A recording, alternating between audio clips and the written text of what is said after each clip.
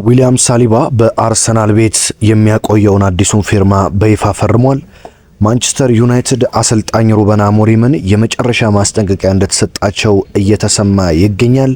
የሻምፒዮንስ ሊግ ፍጥጫዎች ከዛሬ ምሽት ጀምሮ ይደረጋሉ። ሰላም ጤና ይስጥልኝ ውድ አድማጭ ተመልካቾቼ እንደምናችሁ፣ አብርሃም ፍቅሬ ነኝ። ይሄኛው ሁለተኛው ቻናሌ ነው። በጣም በአጭር ጊዜ ተወዳጅነትን አትርፎ የሁሉንም ቡድን መረጃ ወደ እናንተ ያደርሳል። የማንቸስተር ዩናይትድ፣ የአርሰናል፣ የሊቨርፑል፣ የቼልሲ፣ የማንቸስተር ሲቲ የሁሉንም መረጃዎች በፍጥነት ማግኘት ከፈለጋችሁ ሰብስክራይብ ማድረግና መቀላቀል አትርሱ። በቀጥታ ወደ መረጃዎቹ ነው መወስዳችሁ። ዛሬ የተሰሙ የዕለቱ ወሳኝ ስፖርታዊ ጥንክሮች ምን ይመስላሉ? ዛሬ እንግዲህ በዕለቱ ወሳኝ የሆነው መረጃ የአርሰናሉ የተከላካይ ስፍራ ተጫዋች ዊሊያም ሳሊባ በአርሰናል ቤት የሚያቆየውን የረጅም ጊዜ ኮንትራት መፈረሙ ነው። ዊሊያም ሳሊባ እንግዲህ በሪያል ማድሪድ ከአርሰናል ይቀማል ተብሎ በብዙ የእግር ኳስ ተንታኞች እንደዚሁም ትልልቅ ሚዲያዎች ጭምር ሲዘገብ እንደነበረም ይታወሳል። ነገር ግን ዊሊያም ሳሊባ ወደ ሪያል ማድሪድም ወዴትም መሄድ አልፈልግም፣ ከልጅነቴ ጀምሮ እጫወትበት እፈልገው በነበረው የመድፈኞቹ ቡድን ለረጅም ዓመታት መቆየት እፈልጋለሁ ሲል ዛሬ በይፋ ፊርማውን አኑሯል። ከቀናት በፊት ነበር በቃል ደረጃ የተስማማው። ዛሬ ግን በይፋ ወረቀት ላይ እስከ 2030 ማለትም ለቀጣይ 5 ዓመታት በአርሰናል ቤት የሚያቆየውን ፊርማ አኑሯል ማለት ነው። ዊሊያም ሳሊባም ከፊርማው በኋላ በአርሰናል ቤት ደስተኛ መሆኑንና በደጋፊዎች እየተሰጠው ያለው ፍቅርና ክብር እጅግ እንዳስደሰተው ተናግሯል። ከዛም በተጨማሪ በአሰልጣኝ ሚኬል አርቴታ ደስተኛ እንደሆነና አርቴታ ከዓለማችን አሰልጣኞች ሁሉ ምርጡ ነው ሲል ተናግሯል። አርቴታ አሁንም እኔ ምርጥ ተጫዋች እንደሆን ይረዳኛል፣ ገና 24 ዓመቴ ነው፣ ምርጡ ብቃቴ ላይ ገና አልደረስኩም፣ ከአርቴታ ጋር የብቃቴ መጨረሻ ላይ እንደምደርስ አምናለሁ ያለ ሲሆን እንደዚሁም ከአሰልጣኝ ሚኬል አርቴታ ጋር ዋንጫ እንደምናሳካ እርግጠኛ ነኝ፣ በአርሰናል ቤት ዋንጫ እንደማሳካ አውቃለሁ፣ ውስጤ ነግሮኛል ሲል ተናግሯል። አሁን ለደጋፊዎች የሚፈልጉትን ዋንጫ የምንሰጥበት ጊዜ ነው ያለው ዊሊያም ሳሊባ ደጋፊዎች እስካሁን በትዕግስት ደግፋቸዋል፣ አሁን ደግሞ እኛ ያለንን ሁሉ ሰተን ወደ እናንተ ዋንጫ የምናመጣበት ጊዜ ነው፣ ስለዚህ አሁንም አብራችሁን ሁኑ ሲል እንግዲህ ለደጋፊዎች መልእክት አስተላልፏል። በነገራችን ላይ ዊሊያም ሳሊባ በአርሰናል ቤት በሳምንት 250,000 ፓውንድ ክፍያ እንደሚያገኝ ተሰምቷል ማለት ነው። በሌላ በኩል አርሰናል የቡካዮ ሳካን ውል ለማራዘምም ከጫፍ እንደደረሰ ተሰምቷል። አንድሬ ቤርታም እንግዲህ ከቡካዮ ሳካ ጋር ንግግር ካደረጉ በኋላ እሱም ልክ እንደ ዊሊያም ሳሊባ በተመሳሳይ እስከ 2030 ድረስ በአርሰናል ቤት የሚያቆየውን ፊርማ ለማኖር ከስምምነት እንደደረሰ እየተሰማ ነው የሚገኘው።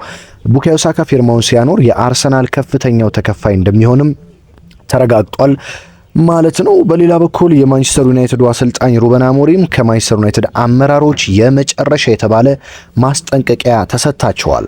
አሰልጣኝ ሩበን አሞሪም እንደምታውቁት እንግዲህ ካለፈው ዓመት ጀምሮ ዘንድሮም በፕሪሚየር ሊጉ እንደዚሁም በሌሎች ውድድሮች በጣም አስከፊ ጅማሮ ነው ያደረገው። ገና የውድድር ዓመቱ ከመጀመሩም በካራቦ ካፕ እንግዲህ ከታችኛው ዲቪዚዮን ከሶስተኛው በመጣው ግሪምስቢ ተሸንፎ እንደተሰናበተ ይታወቃል። ስለዚህ ማንቸስተር ዩናይትድ የሚጫወተው በኤፍኤ ካፕ እና በፕሪሚየር ሊግ ብቻ ነው። በዚህም እንግዲህ በፕሪሚየር ሊጉ ሳምንቱ ሙሉ ረፍት አድርጎም እየመጣ ውጤት ማጣቱ በርካታ የዩናይትድ ደጋፊዎችን እያበሳጨ ሲገኝ የማንቸስተር ዩናይትድ አመራሮች ታዲያ ሩበን አሞሪም በቀጣዮች ጨዋታዎች ውጤት የማያመጣ ከሆነና በሽንፈቱ የሚቀጥል ከሆነም ሊባረር እንደሚችል ነግረውታል ተብሏል። አሰልጣኝ ሩበን አሞሪም ቀጣይ ሳምንት ከአዲስ አዳጊው ነገር ግን በፕሪሚየር ሊጉ በጣም ድንቅ ጊዜ እያሳለፈ ከሚገኘው ሰንደርላንድ ጋር ጨዋታውን ያደርጋል። ከዛ በመቀጠል ከሊቨርፑል ጋር በአንፊልድ ጨዋታውን የሚያደርግ ይሆናል። ስለዚህ ለሩበን አሞሪም በጣም አስቸጋሪ ጊዜ እየመጣባቸው እንደሆነም በግልጽ መናገር ይቻላል ማለት ነው። የአውሮፓ ሻምፒዮንስ ሊግ ጨዋታዎች ከዛሬ ምሽት ጀምሮ ዛሬና ነገ ይደረጋሉ። በርካታ ጨዋታዎች ነው የሚደረጉት።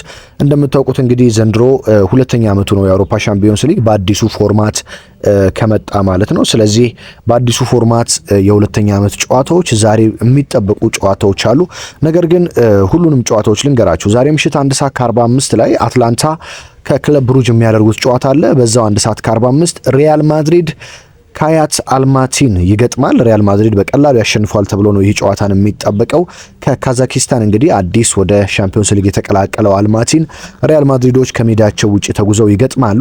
ምሽት 4 ሰዓት ላይ አትሌቲኮ ማድሪድ ከፍራንክፈርት ጋር፣ ቶትናም ሆትስፐር ከሜዳው ውጪ ወደ ኖርዌይ ተጉዞ ቦዶ ግሊምትን ይገጥማል። ምሽት 4 ሰዓት ቼልሲ በሜዳው ስታንፎርድ ብሪጅ የፖርቹጋሉን ክለብ ቤኔፊካን ይገጥማል። በነገራችን ላይ የቤኔፊካ አዲሱ አሰልጣኝ የቀድሞ የቼልሲ አሰልጣኝ ጆዜ ሞሪኒዮ ናቸው።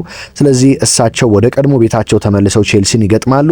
ስለ ቼልሲ ሲጠየቁ አሰልጣኝ ጆዜ ሞሪኒዮ ድሮ ሰማያዊ ነበርኩ፣ በቼልሲ ቤት ጥሩ ጊዜ ያሳልፍ ያለው፣ አሁን ግን ቀይ ነኝ ሲሉ እንግዲህ ቤኔፊካ ቀዮቹ እንደሚባሉ ታውቃላችሁ።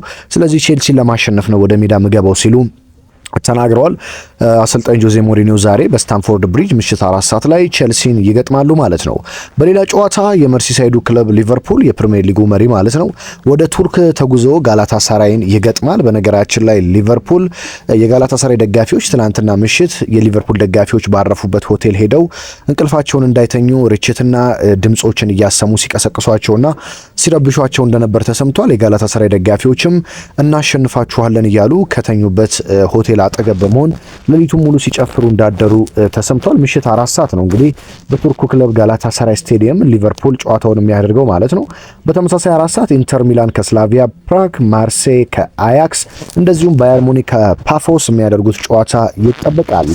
ሮብ ወይም ደግሞ ነገ በሻምፒዮንስ ሊጉ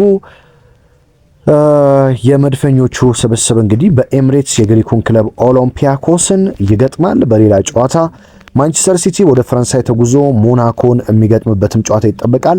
ነገ የሳምንቱ ትልቁ የቻምፒዮንስ ሊግ ጨዋታ ተብሎ የሚጠበቀው እንግዲህ በባርሴሎናና በአምናው ቻምፒዮንስ ሊግ ባለቤት ፓሪስ ሴን ጀርሜን መካከል የሚደረገው ጨዋታ ነው። በነገራችን ላይ በፓሪስ ሴን ጀርሜን በኩል እንደ ዴዜሬ ዱዌ እና ኦስማን ዴምቤሌ የመሰሉ ተጫዋቾች በጉዳት አይካተቱም። በባርሴሎና በኩል ግን ላሚን ያማል ከጉዳት ተመልሶ የነገውን ጨዋታ ያደርጋል። ባርሴሎና ከፓሪስ ሴን ጀርሜን አምና እንግዲህ ፍጻሜ ደርሳሉ ተብሎ ሲጠበቅ ነበር። ዘንድሮ በምድብ ተገናኝተዋል። ማን ድል ያደርጋል የሚለው በጉጉት የሚጠበቅ ነው የሚሆነው ማለት ነው። ባየር ሊቨርኩሰን ከፒኤስቪ፣ ቦሩሺያ ዶርትመንድ ከአትሌቲክ ቢልባኦ፣ ናፖሊ ከስፖርቲንግ ሊዝበን እንደዚሁም ቪላሪያል ከዩቬንቱስ ነገ ሮብ ደግሞ የሚጠበቁ ጨዋታዎች ናቸው ማለት ነው። አርሰናል፣ ሊቨርፑል የመሳሰሉ ቡድኖች እንግዲህ የመጀመሪያ ጨዋታቸውን ድል እንዳደረጉ ይታወቃል፣ ማንቸስተር ሲቲን ጨምሮ። እንግዲህ በአሁኑ ደግሞ እነማን ድል ያደርጋሉ፣ እነማን ነጥብ ይጥላሉ የሚለው ተጠባቂ ነው የሚሆነው። በየዕለቱ ወሳኝ ስፖርታዊ ጥንክሮችን የሚያደርሰው ይህ ሁለተኛውን ቻናል እንግዲህ መቀላቀል አትርሱ። ዋናው ቻናል እንግዲህ ከ20 ሺህ በላይ ተከታዮች እንዳለው ታውቃላችሁ። ይሄኛውን በጣም በአጭር ጊዜ ተወዳጅነትን እያተረፈ ነው። ሰብስክራይብ በማድረግ ቤተሰብ በመሆን አሁንም በየዕለቱ ዓለም ዙሪያ የተሰሙ በተለይም ሊቨርፑል፣ አርሰናል፣ ማንቸስተር ዩናይትድ፣ ቼልሲ፣ ማንቸስተር ሲቲን የተመለከቱ ስፖርታዊ ጥንክሮችን በስፋት ማግኘት ትችላላችሁ ማለት ነው። ሀገር ውስጥ ከባህር ማዶ ናችሁ እግር ኳስ አፍቃሪያንና የዚህ ቻናል ቤተሰብ የሆናችሁትን ከልብ እያመሰገንኩ በሌላ መረጃ በሌላ ጥንክር እስከምንገናኝ በያላችሁበት ሰላም ተመኘውላችሁ።